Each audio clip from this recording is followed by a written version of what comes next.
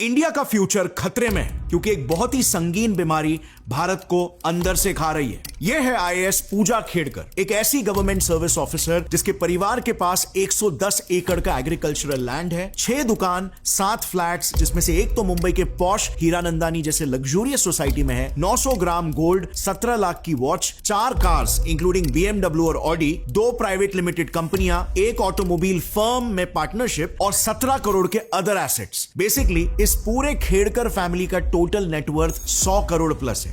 लेकिन इसी लड़की को यूपीएससी में एडमिशन मिलता है ओबीसी कैटेगरी में, जहां उसने अपनी इनकम को 0 बताया था। अब जरा दूसरी तरफ इस बंदे को देखो, ये एक्टर जो सनी लियोनी के बाजू में नाच रहा है, बटर मूव्स दिखा रहा है।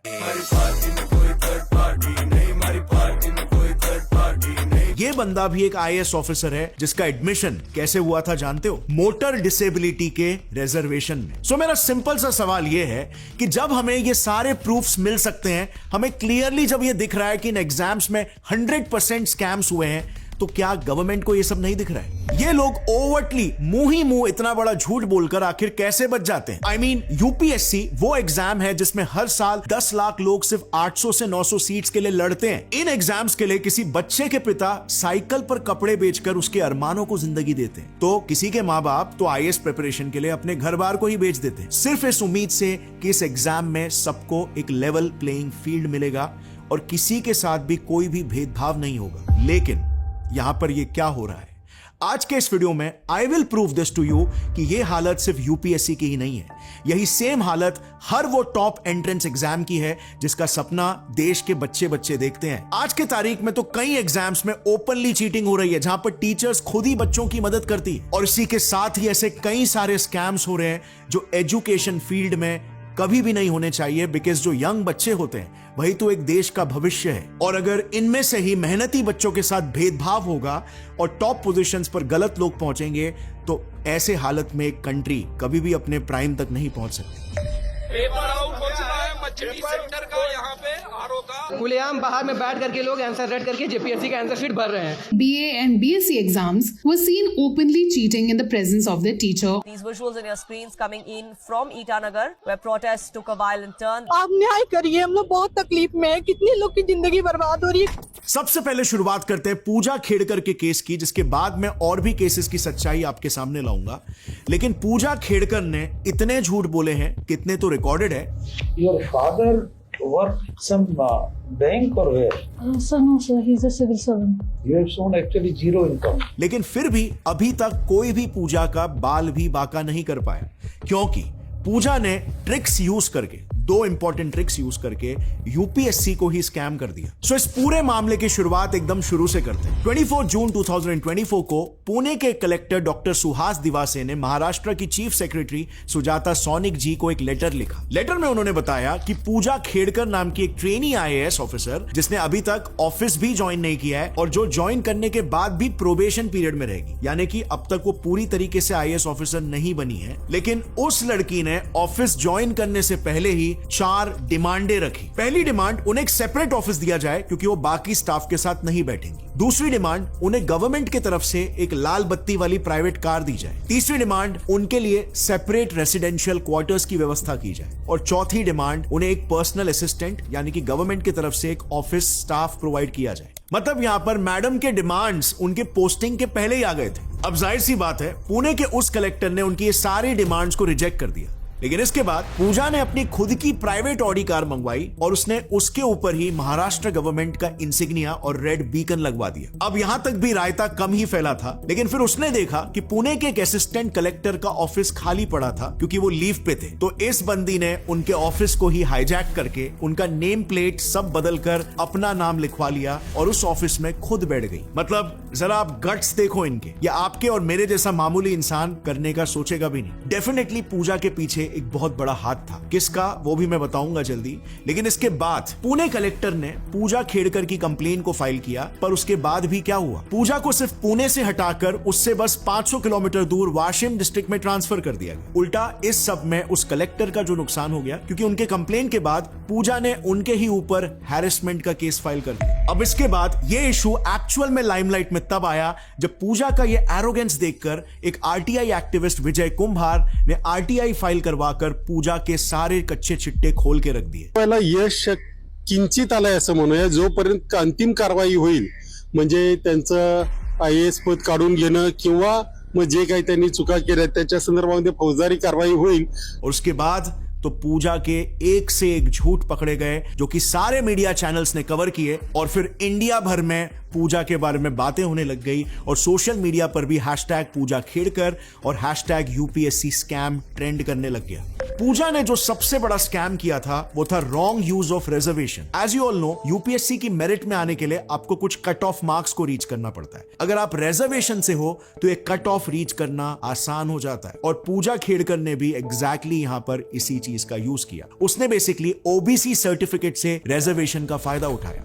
नाउ आई नो बहुत से लोग बोलेंगे तो इसमें प्रॉब्लम क्या है, पूजा तो OBC से ही बिलोंग करती है, राइट? प्रॉब्लम ये नहीं है कि पूजा OBC से है, प्रॉब्लम यह है कि वो OBC से होने के बाद भी क्रीमी लेयर से आती है। Now wait, let me explain you ये क्रीमी लेयर का कॉन्सेप्ट इंडियन लॉ में क्या है। वेल, क्रीमी लेयर में वो लोग आते हैं, एक जिनकी एनुअल इनकम 8 लाख से ज्यादा होती है, या दूसरे जिनके पेरेंट्स गवर्नमेंट सर्वेंट होते हैं। लेकिन पूजा के केस में ये दोनों ही criteria more than required fulfil हो रहे थे। मतलब पूजा के परिवार के पास 110 एकड़ agriculture land, 1.6 lakh square feet में बनी 6 शॉप्स, 7 फ्लैट्स, जिसमें से एक तो मुंबई के पॉश हीरानंदानी जैसे लग्जूरियस सोसाइटी में है, 900 ग्राम गोल्ड, 17 लाख की watch, 4 cars including BMW and Audi, 2 private limited companies, एक ऑटोमोबाइल फर्म में पार्टनरशिप और 17 करोड़ के अदर एसेट्स हैं। दूसरी बात, पूजा के घर वालों की अगर बात करें तो उनके फादर एक फॉर्मर ब्यूरोक्रेट टर्न पॉलिटिशियन है, जिनकी 40 करोड़ की पर्सनल प्रॉपर्टी है। मां भी एक गांव की सरपंच है, जो कि एक बार ओपन फायरिंग के वजह से ऑलरेडी विवादों में भी थी।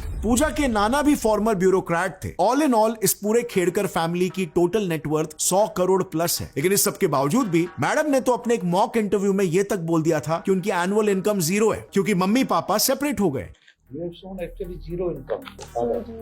Actually, my parents are separated. और फिर उसी साल दिए हुए दूसरे इंटरव्यू में खुद ही प्राउडली ये भी बोल रही थी कि मैं एक डॉक्टर हूं और एक प्राइवेट क्लिनिक को रन करती हूं। Ma'am, I had a private clinic, so I was working over there. And general medicine. Yes, ma'am. General.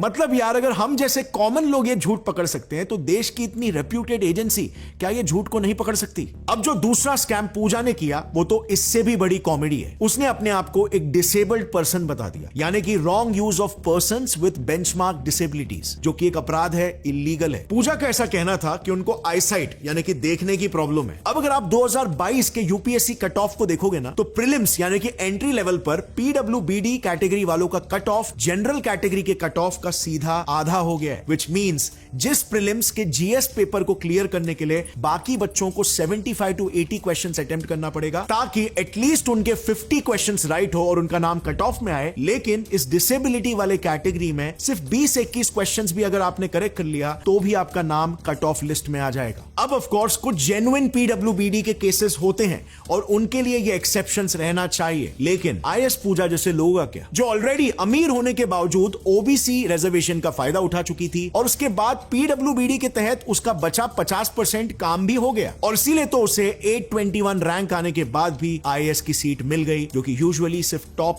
80 rank holders को ही मिलती है।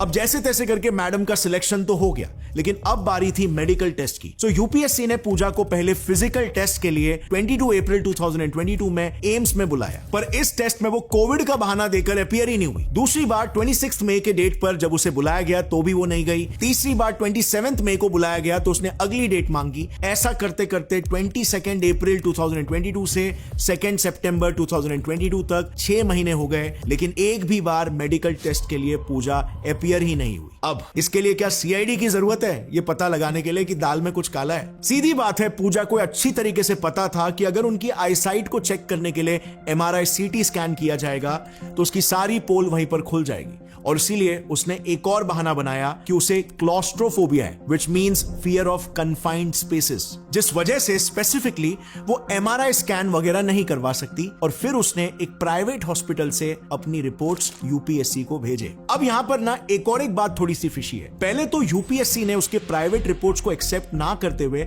एडमिनिस्ट्रेटिव ट्रिब्यूनल के थ्रू उसे डिस्क्वालीफाई करवा दिया था, लेकिन फिर कुछ टाइम बाद अचानक से उसी UPSC ने वही रिपोर्ट्स को एक्सेप्ट कर लिया। कैसे भाई? यूपीएससी को आखिर किसका कॉल गया था। और ऐसा नहीं है हाँ कि पूजा ने पहली बार सर्टिफिकेट को फोर्ज किया है। कुछ ऐसे ही 2007 में पूजा खेड़कर ने पुणे के श्रीमती काशीबाई नवाले मेडिकल कॉलेज में एमबीबीएस में भी एडमिशन लिया था। इसके लिए तो उसने फेक नोमैडिक ट्राइब कैटेगरी 3 का सर्टिफिकेट बनवा लिया था। लेकिन फिर अब वो लड़की अचानक से यूपीएससी के लिए ओबीसी कैटेगरी में आ गई। मतलब चल क्या रहा है भाई? क्या यूपीएससी कैंडिडेट्स का कोई बैकग्राउंड चेकिंग वगैरह नहीं होता है? इवन एमबीबीएस कॉलेज में भी आप एक फर्जी सर्टिफिकेट दिखाकर एंट्री ले रहे हो। और भूलो मत, ये वही एमबीबीएस की सीट है जिसके लिए आज तक नीट एस्पिरेंट्स प्रोटेस्ट कर रहे हैं। वो एमबीबीएस जिसके लिए हर साल करीब 20 लाख बच्चे सिर्फ कुछ लाख सीट्स के लिए कंपीट करते हैं। लेकिन फिर एक अमीर परिवार से एक अमीर लड़की आती है और बस एक फोन कॉल से वो एक मेहनती बच्चे का सीट चुरा लेती। और मैं गारंटी के साथ कह सकता हूं, पूजा खेड़कर जिंदगी भर कभी पकड़ी ही नहीं जाती अगर उसने खुद से अपने पांव पे कुल्हाड़ी नहीं मारा होता।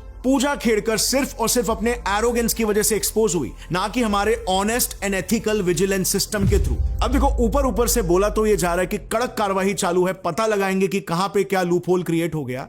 बट मेरे हिसाब से ना स्पेसिफिकली 3 जगहों पर कुछ तो झोल हुआ है। पहला, महाराष्ट्र के रेवेन्यू डिपार्टमेंट में किसी करप्ट ऑफिशियल ने पूजा को ओबीसी के अंडर नॉन क्रीमी लेयर वाला सर्टिफिकेट इशू करवा दिया होगा, जिसे उसने फिर आगे यूपीएससी को देकर रिजर्वेशन के अंडर अपनी सीट ले ली।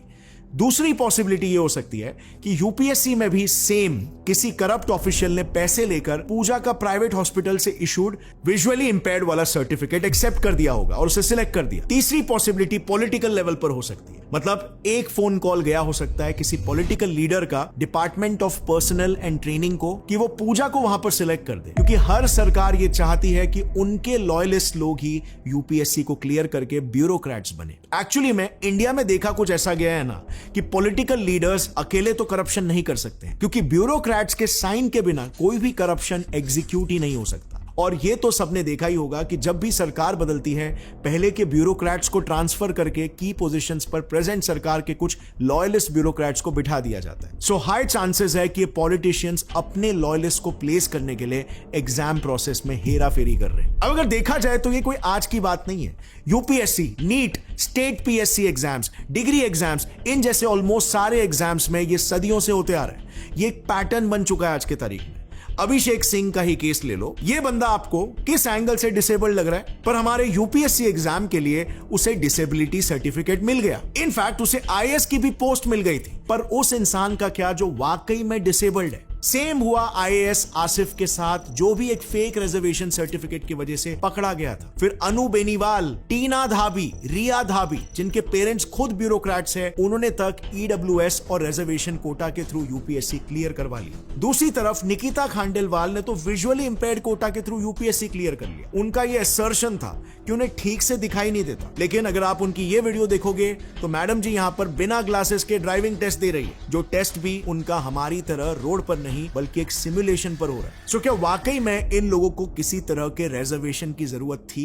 आप देश का कोई भी टॉप एग्जाम ले लो, ओपन चीटिंग होती है। अभी इस साल की न्यूज है, नेशनल टेस्टिंग अथॉरिटी जो सीएसआईआर यानी कि रिसर्च फील्ड की एग्जाम को कंडक्ट करती है, उसमें तक ओपन चीटिंग चालू थी। आज इंडिया के ऑलमोस्ट हर टॉप स्टेट्स के पब्लिक सर्विसेज एग्जाम यानी स्टेट के ब्यूरोक्रेट्स को सिलेक्ट करने के लिए जो एग्जाम्स होते हैं, उन सारे एग्जाम्स में पेपर लीक्स एकदम कॉमन बात हो चुकी है। ये झारखंड के वीडियोस है। जेपीएससी का आंसर शीट भरा जा रहा है।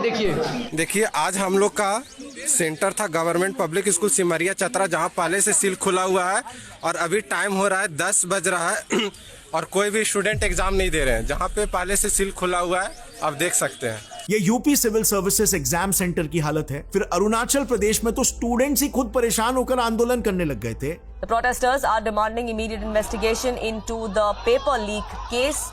एमपी में तो बीए बीएससी के पेपर्स में तक ओपनली चीटिंग हो रही थी। When the local authorities arrived for an inspection, the students were alerted and no irregularities were found during their visit. अब मैं यहाँ पर कोई एक दो किस्से की बात नहीं कर रहा हूँ। मेरे पास लिटरली एक लिस्ट है of all the paper leaks जो 2014 से लेकर 2024 तक ऑल ओवर इंडिया हुआ है। और ऐसा नहीं है, बिल्कुल भी नहीं है कि हम इस पर कोई एक्शन नहीं लेते। आप नीट का ही देख लो, जब नीट एग्जाम्स के पेपर्स लीक हो गए थे, जब पूरे देश में सबकी आंखें एनटीए पर थी, जो बॉडी इन एग्जाम्स को कंडक्ट करवाती है, जब सब एनटीए के खिलाफ विद्रोह कर रहे थे कि जरूर एनटीए ने ही ये स्कैम करवाया है, तब हमने क्या किया? हमने एनटीए के चेयरमैन को ही इस स्कैम की इन्वेस्टिगेशन टीम का भी चेयरमैन बना दिया। मतलब बिल्ली से ही कहा जा रहा है कि दूध की रखवाली करो। क्या आपको लगता है ऐसे बनेगा इंडिया विश्व गुरु? और फिर हम सोचते हैं कि इंडिया में इतना ब्रेन ड्रेन आखिर क्यों हो रहा है? इतने सारे इंडियन स्टूडेंट्स पढ़ाई करने के लिए अब्रॉड क्यों चले जाते हैं? ये स्टूडेंट्स लिटरली इंडिया के फ्यूचर है। यही बच्चे आगे चलकर डॉक्टर्स, लॉयर्स और the steel frame of India bureaucrats बनते हैं। और इसीलिए तो मेरे हिसाब से जब तक इंडिया में बच्चों को अपने देश में एक करियर बनाने के लिए 2 बार सोचना पड़ेगा, तब तक India can never be a developed nation. इस वीडियो को जितना हो सके अपने फ्रेंड्स और फैमिली मेंबर्स के साथ शेयर करना, क्योंकि अवेयरनेस फैलाने के अलावा हमारे पास और कोई ऑप्शन नहीं। Thank you for your time and watching the video. Take care. जय हिंद।